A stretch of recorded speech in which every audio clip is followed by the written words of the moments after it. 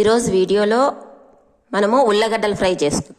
ముందుగా ఉల్లగడ్డలకి పొట్టు తీసి పెట్టుకొని కట్ చేసి పెట్టుకోవాలి. ఇలా చిన్న చిన్న పీసులుగా కట్ చేసుకొని నీళ్ళల్లో వేసి కడుక్కుందాం.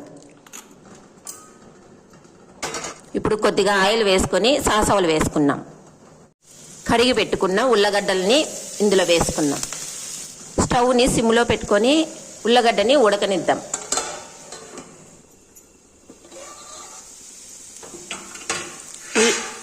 ఉల్లగడ్డ మాడిపోకుండా 2 నిమిషాలకు ఒకసారి మూత తీసి కలుపుతూ ఉండాలి. కొద్దిగా సాల్ట్ వేసుకుందాం. దంచి పెట్టుకున్న తెల్లగడ్డను వేసుకుందాం. ఇప్పుడు ఉల్లగడ్డ ఉడికిందా లేదా అనేసి చూసుకుందాం. ఉడికితే మెత్తగా ఉంటుంది, లేదంటే గట్టిగా ఉంటుంది. పసుపు, కారం ఒకసారి బాగా కలుపుకోవాలి. అంతే అండి, ఉల్లగడ్డ ఫ్రై రెడీ.